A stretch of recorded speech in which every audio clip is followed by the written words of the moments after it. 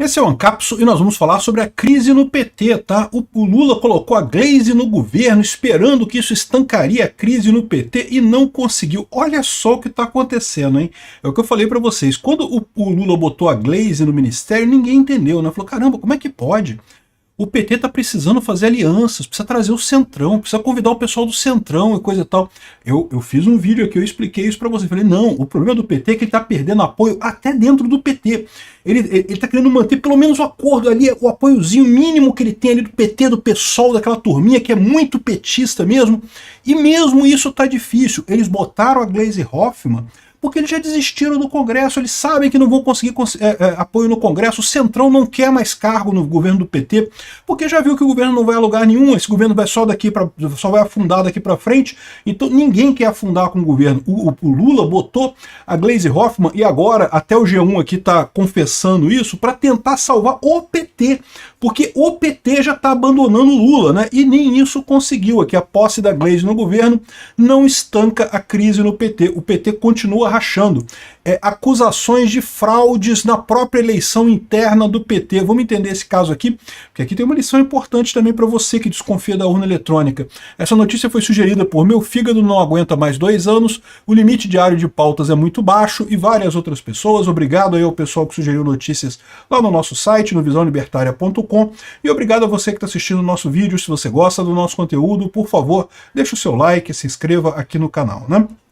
Pois bem, é aquele negócio. Algum tempo atrás, o Lula falou que ia fazer uma grande reforma ministerial para tentar conseguir mais apoio, né? E o pessoal ficou animado, falou, não, o Lula finalmente percebeu que ele não pode governar só para o PT, ele não pode governar só para a esquerda, ele tem que trazer o centro, tem que trazer as forças democráticas, né, que elegeram o Lula lá em 2022, e nunca que ele ia fazer isso, lógico, ninguém tem nem esperança disso, né? Mas mais engraçado que isso foi quando o pessoal percebeu que a reforma ministerial do PT era botar mais petistas no governo. Era o contrário do que eles imaginavam. Eles imaginavam que o Lula ia trazer gente do Centrão, gente do PSD, não sei, não, trouxe mais petistas para o governo. Como é que pode, né? Que absurdo é esse? E aí eu falei para vocês qual era o problema. O problema que o PT está tendo é que ele não consegue apoio nem dentro do PT. Lembra? O PT está numa situação muito ruim hoje, né? E a tendência é piorar, né? A situação não vai melhorar daqui para frente.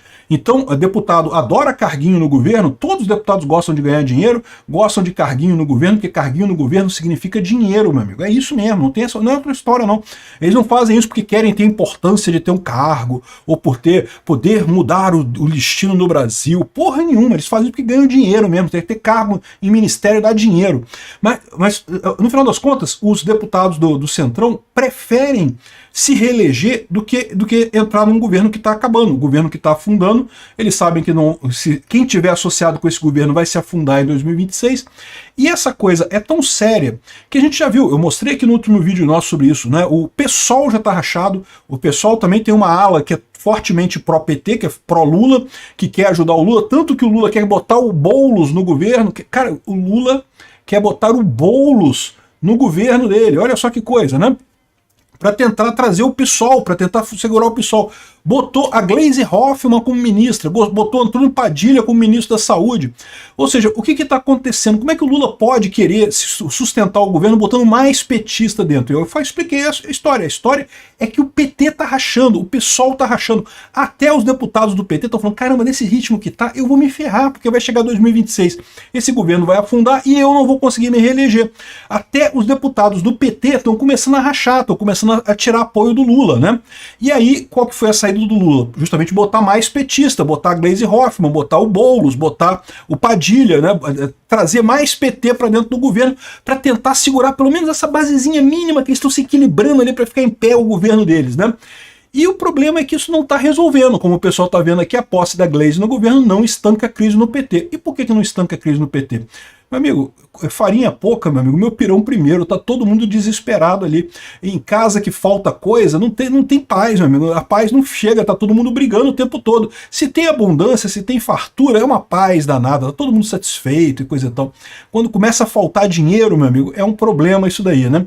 A ponto de que chegou a ter fraude nas eleições internas do PT. Vocês sabem, o PT tem algumas facções ali dentro dele, né, que são distintas, né? Algumas são facções mais à esquerda, esquerda, são bem esquerdistas, tem gente muito comunista mesmo dentro do PT. E tem outras facções que são mais, né, centristas ali, coisa e tal. E houve uma grande briga. Essa desconfiança começou a se instalar em dezembro, quando uma reunião extraordinária do Diretório Nacional alterou a regra para abertura de processo de aquisição e novos filiados. E aqui é um ponto que eu falo para vocês sempre. O pessoal adora criticar a urna eletrônica. As fraudes tipicamente acontecem no cadastro, não acontecem na votação. Por que as fraudes acontecem no cadastro e não na votação? Eu estou falando isso porque eu entendo desse assunto, tá, gente? Vocês podem achar... Vocês me conhecem só aqui do YouTube, né? Pois é, mas eu tinha uma vida antes disso, eu estudei um monte de coisa antes disso. Se você pegar historicamente eleições, as fraudes são no cadastro. É muito mais fácil fraudar o cadastro do que fraudar a totalização, fraudar a apuração. Por quê? Porque justamente na totalização tá todo mundo olhando, tá todo mundo prestando atenção. Você viu como é que aconteceu na Venezuela? No que o Maduro tentou esconder as coisas ali, o pessoal percebeu. Por quê? Porque na totalização tá todo mundo olhando. Fraudar na totalização é roubada. Ninguém frauda na totalização, ninguém frauda na urna, porque é roubada, é muito difícil, tá todo mundo olhando. Se você quer fraudar, meu amigo, você frauda num lugar que o pessoal não tá olhando, é o truque de qualquer mágico. Você chama a coisa, olha atenção aqui, e rouba na outra mão aqui. Chama a atenção de um lado e faz a roubalheira do outro. O lado que chama a atenção de todo mundo, que é a totalização, ninguém faz fraude. O que você faz fraude é no cadastro. E aqui o problema é justamente esse. O PT, aqui ó, os sinais de que houve fraude nessas novas filiações são candentes. E aí que eu falo, alguém fez alguma auditoria nas filiações que teve das eleições de 2022? Porque teve um monte de processo de filiação, né? Vocês lembram, né? Teve um monte de incentivo para o pessoal de 16 anos fazer filiação. E isso daí é uma coisa importante, isso daí é uma coisa que dá para até para auditar, para ver se as pessoas realmente apresentaram documentos corretamente, coisa e tal, se as pessoas que realmente se inscreveram de fato eram pessoas de verdade, não eram pessoas falsas, né? Identidade falsa, sei lá, roubo de identidade comprada. Eu não sei se vocês sabem, mas no interiorzão do Brasil tem muito a compra de identidade, né? A pessoa chega numa família pobre e fala, ó, dou R$2.000, que R$2.000? Dou R$200 aí na sua identidade. A pessoa entrega a identidade para ela, entrega tudo, CPF, identidade, título de eleitor, entrega tudo para a pessoa ali. Aí esse cara só precisa achar uma pessoa parecida para ir lá e fazer o cadastro na zona eleitoral, pegar um título eleitoral e coisa e tal, e votar no lugar da pessoa. Assim, isso tem demais por aí, né? Enfim, aqui ó, estou criticando exatamente isso, a questão de que teria havido fraude na colocação de mais eleitores, porque é lógico, você coloca eleitores que você controla, você tem votos a mais para você, né? Evidentemente, né? Isso é padrão, né? Então é o que eu falo para vocês, fraude quando tem, é fraude no cadastro eleitoral, na hora que o pessoal vai cadastrar. Isso tem que tomar muito cuidado, porque ninguém está olhando. Nesse momento, onde quer que você esteja no Brasil, neste momento, tem uma zona eleitoral perto de você que algumas pessoas foram lá e tiraram um título novo. Neste momento, está acontecendo agora. Essas pessoas são pessoas legítimas? Provavelmente sim, né? Muitas pessoas fazem 18 anos, né? Estão na época de tirar título mesmo, e tira o título e vai lá e pega o título de eleitor e pronto, né? Mas pode haver fraude nessa situação? Pode haver fraude nessa situação. Por exemplo, quando fazem essas campanhas, né, de regularize o seu título, então milhares de pessoas vão regularizar o título. Aí você imagina a dificuldade que é para conferir o documento desse pessoal todo, né? Pode ter problema. Não estou dizendo que tenha havido não, tá, gente? O que eu estou apontando para vocês é o seguinte, o pessoal olha muito para a urna eletrônica, esquece que ali é onde menos tem chance de ter fraude. Onde tem mais chance de ter fraude é no cadastro eleitoral, né? Mas enfim, o problema do PT é esse, continua a briga lá dentro. E qual que é a causa base da briga no PT? É justamente o fato de que o pessoal já percebeu que o PT está afundando. O Eduardo Cunha está aqui totalmente iludido nessa coluna dele aqui, ó. Essa guerra o Lula já perdeu, né? Ele está falando aqui que o Sidônio não consegue resolver o Lula e coisa e tal. E nesse ponto ele está certo, até aqui ele está certo. Depois ele resolve falar de guerra da Ucrânia e dos Estados Unidos, que aí mostra porque ele é um idiota completo no final das contas, né? Mas nisso aqui ele está correto. Na questão do Lula, ele está correto, ele sabe que não tem chance. Porque o Lula não está entregando nada. O Lula está descompassado com a necessidade do público dele, né? O brasileiro atual, ele não quer mais as mesmas coisas que o brasileiro de 2003 queria, né?